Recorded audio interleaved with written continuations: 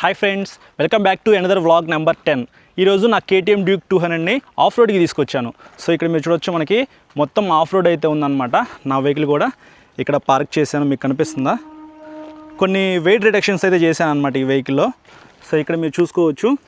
So ఇక్కడ మీకు ఒకటైతే ఉండిద్ది అనమాట, ఇంజన్ గార్డ్ లాగా, అదైతే రిమూవ్ చేసేసాను. సో ఇప్పుడైతే వెయిట్ కొంచెం తగ్గింది. అలాగే ఈ బ్యాక్ సైడ్ మీకు గ్రాబ్ రైల్స్ ఉంటాయి కదా, అవి రిమూవ్ చేశాను.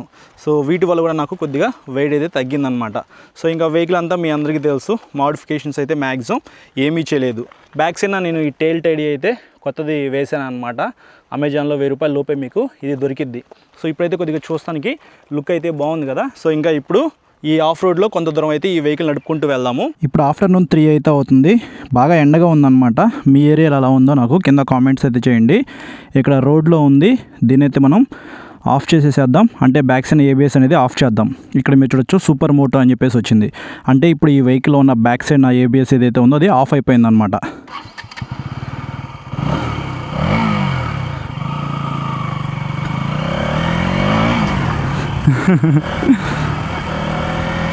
వెయిట్ అయితే ఇప్పుడు చాలా వరకు తగ్గింది కదా. సో పెర్ఫార్మెన్స్ కూడా బాగుంది. యాక్సిడెంట్ ఇవ్వగానే వెహికల్ అయితే ముందుకు వెళ్ళిపోతుంది.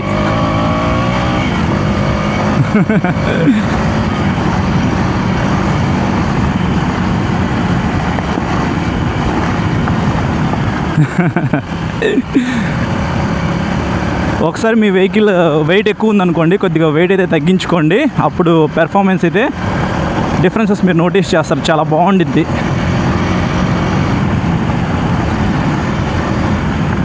ఇది అడ్వెంచర్ వెహికల్ అయితే కాదు, ఎక్కువ స్పీడ్ వెళ్ళడానికి. లాంగ్ ట్రావెల్ సస్పెన్షన్ ఉందనుకోండి, ఇట్లాంటి రోడ్స్లో చాలా స్పీడ్గా రైడ్ చేయొచ్చు, బాగా ఎంజాయ్ చేయొచ్చు. సో మ్యాక్సిమం ట్రై చేస్తాను ఎక్కువ స్పీడ్ వెళ్ళడానికి. రేడియల్ టైర్స్, అందులోనూ లో ప్రొఫైల్ టైర్స్ కాబట్టి మీకు టైర్స్ అయితే త్వరగా పాడైపోతాయి అన్నమాట. లైట్గా స్కిడ్ అవుతున్నట్టుగా అనిపిస్తుంది.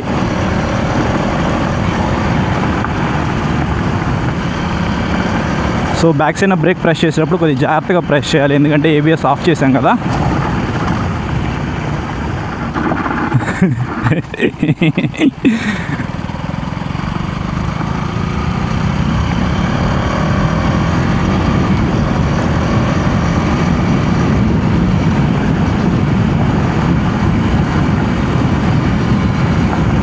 ఇట్లాంటి ఆఫ్ రోడ్స్లో వెహికల్ నడపడం అంటే నాకు చాలా ఇష్టం, చాలా బాగా ఎంజాయ్ చేస్తూ రైడ్ చేయొచ్చు.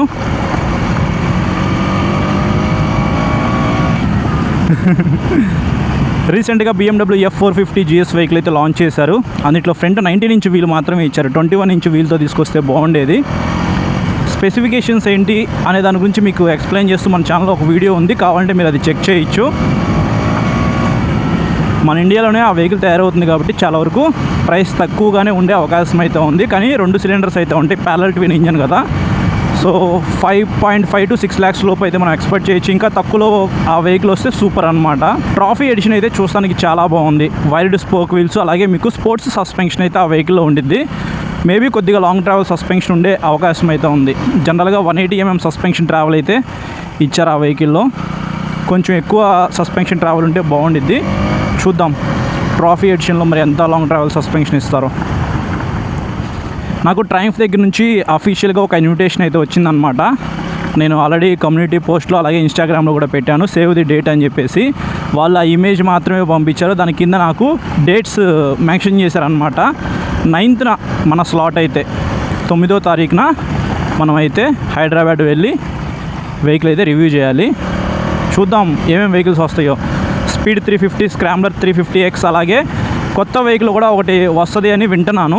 బాన్విల్ వస్తుందా లేదా అనేది ఎగ్జాక్ట్ ఇన్ఫర్మేషన్ అయితే లేదు. ఈవెంట్కి వెళ్తాను కదా, సో వాళ్ళు ఏమేమి వెహికల్స్ లాంచ్ చేస్తారో మీకు ఒక వీడియో అయితే రికార్డ్ చేస్తాను నేను.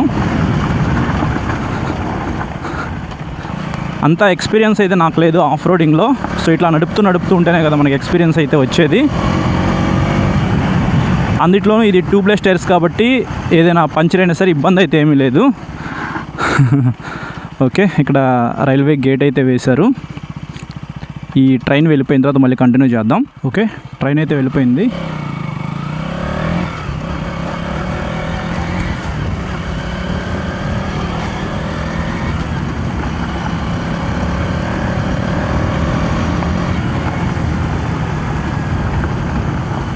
ఇంకొంచెం ముందుకు వెళ్తే ఇంకొక ఆఫ్ రోడ్ అయితే వస్తుంది అనమాట, అక్కడికైతే వెళ్దాము.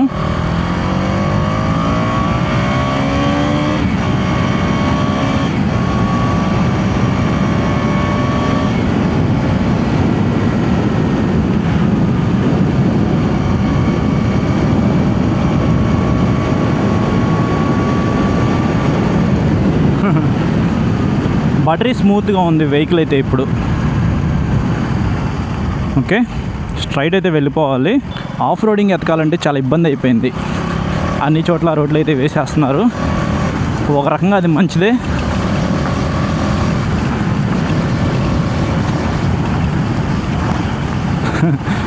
నాకెందుకు ఆఫ్ రోడ్లోకి వచ్చినప్పుడు బ్యాక్ సైడ్ బ్రేక్ ప్రెస్ చేయడం ఇష్టం, కానీ ఇప్పుడు జాగ్రత్తగా ఉండాలి.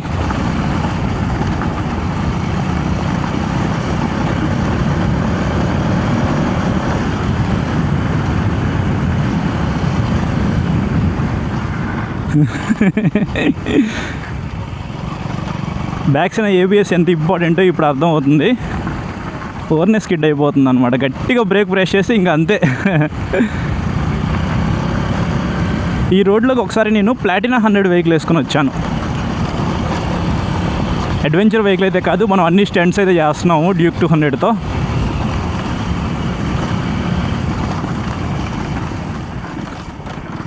ఓకే, సో ఇటు వెళ్దాం.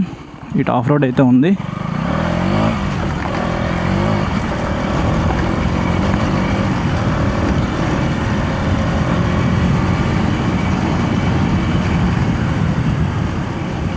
ఇంతకుముందు రోడ్డు ఉందనుకుంటా ఇక్కడ, సో బాగా పాడైపోయింది.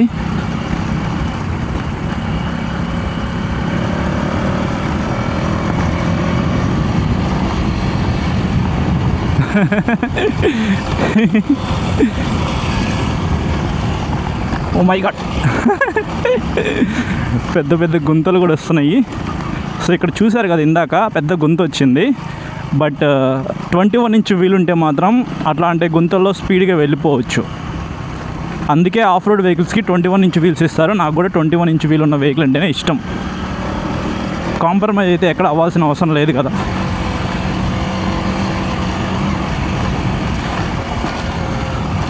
రేడియేటర్ ఆన్ అయిపోయింది.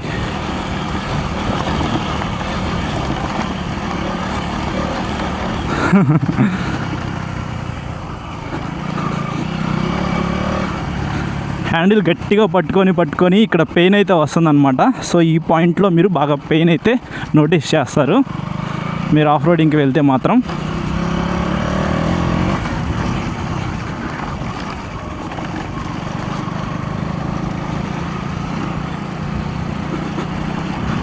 ఓకే,